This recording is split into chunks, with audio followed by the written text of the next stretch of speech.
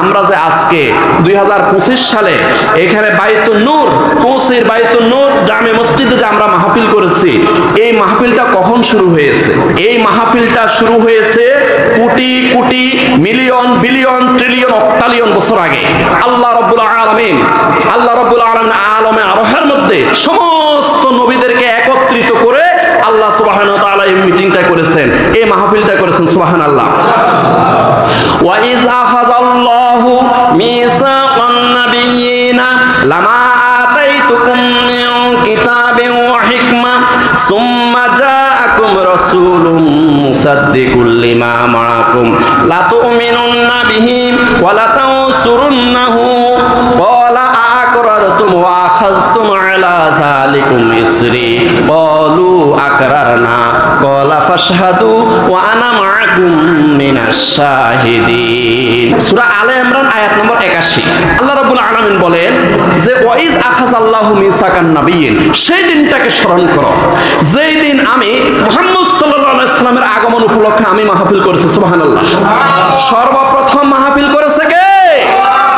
আল্লাহ সর্বপ্রথম মাহফিল করেছেন 2018 সালে না, 18 সালে না। এই মাহফিলটা হয়েছে crore crore million billion trillion অক্টালিয়ন বছর আগে আলমে আরোহের মধ্যে।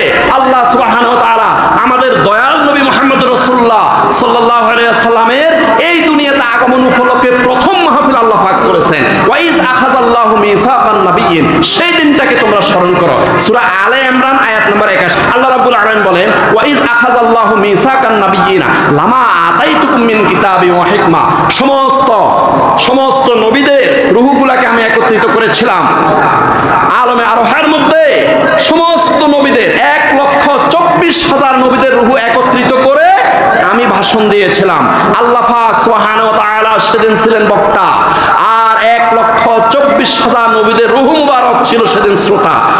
ওয়া ইয আখাযাল্লাহু মিসাকান নাবিয়্যিনা লামা আতাইতুকুম মিন কিতাবিন ওয়া হিকমা, সেই দিনটাকে স্মরণ করো যেদিন আমি মুহাম্মদ সাল্লাল্লাহু আলাইহি ওয়াসাল্লামের আগমন উপলক্ষে প্রথম মাহফিল করে নবীদের থেকে মিসাক নিয়েছিলাম, ওয়াদা নিয়েছিলাম, অঙ্গীকার নিয়েছি আমি। আতাইতুকুম মিন কিতাবিন ওয়া হিকমা, ওই দিন আমি নবীদেরকে বললাম, এই সমস্ত নবীরা শোনো, ভালো করে শোনো, মনোযোগ দিয়ে শোনো।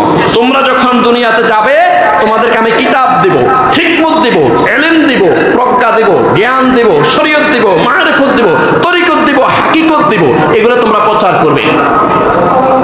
লামা আতাইতুকুম মিন কিতাবিন ওয়া হিকমা সুম্মা জাআকুম রাসূলুম মুসাদ্দিকুল লিমা মাআকুম, অবশেষে 1,23,999 জন নবীর পরে আমি আখিরি নবী খাতামুন নাবিয়্যিন মুহাম্মদুর রাসূলুল্লাহ সাল্লাল্লাহু আলাইহি ওয়াসাল্লামকে এই দুনিয়াতে পাঠাবো। এই দুনিয়াতে আমি সর্বশেষ মুহাম্মদ সাল্লাল্লাহু আলাইহি ওয়াসাল্লামকে পাঠাবো। মুসাদ্দিকুল লিমা মাআকুম, উনি কেন আসবে জানো? তোমাদেরকে সত্যায়ন করার জন্য। দুনিয়াতে আমরা কাগজপত্র সার্টিফিকেট অ্যাটাস্টেড করি ফার্স্ট ক্লাস গেজেটেড অফিসারের কাছে। আল্লাহ রাব্বুল আলামিন বলেন যে মুসাদ্দিকুল লিমা মাআকুম, আমি সর্বশেষে মুহাম্মদ সাল্লাল্লাহু আলাইহি ওয়াসাল্লামকে পাঠাবো তোমাদেরকে সত্যায়ন করার জন্য। মুসাদ্দিকুল লিমা মাআকুম, তোমরা দুনিয়ার মধ্যে সঠিকভাবে শরীয়ত তরিকত মারিফত হাকিকত, দুনিয়ার মধ্যে শরীয়তের বিধিবিধান আল্লাহর হুকুম আহকাম সঠিকভাবে পালন করেছো কিনা, আখির নবী মুহাম্মদ সাল্লাল্লাহু আলাইহি ওয়াসাল্লামকে পাঠাবো তোমাদেরকে সত্যায়ন করার জন্য।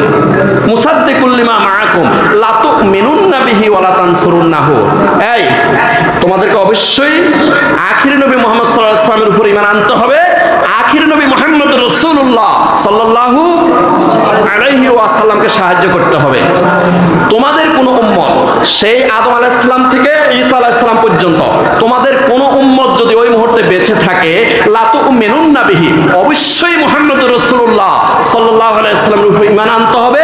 ওয়া লা তানসুরুন্নাহু, অবশ্যই মুহাম্মদ রাসূলুল্লাহ সাল্লাল্লাহু আলাইহি ওয়াসাল্লামকে সাহায্য করতে হবে।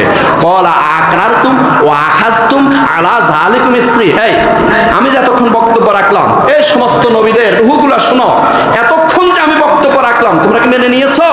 তোমরা কি মেনেছো? তোমরা কি গ্রহণ করেছো? অলু আকরারনা, তখন তারা সবাই বলল হ্যাঁ মেনে নিলাম, মেনে নিলাম, মেনে নিলাম, মেনে নিলাম। নারে তাকবীর, নারে রিসালাত। ওই দিন সমস্ত আম্বিয়া আলাইহিমুস সালাম ওই দিন মেনে নিয়েছে, হ্যাঁ মুহাম্মদ সাল্লাল্লাহু আলাইহি ওয়াসাল্লাম যখন আসবে তখন আমাদের শরীয়ত চলবে না। মুহাম্মদ সাল্লাল্লাহু আলাইহি ওয়াসাল্লাম যখন দুনিয়াতে আসবে আমাদেরকে আর অনুসরণ করতে হবে না।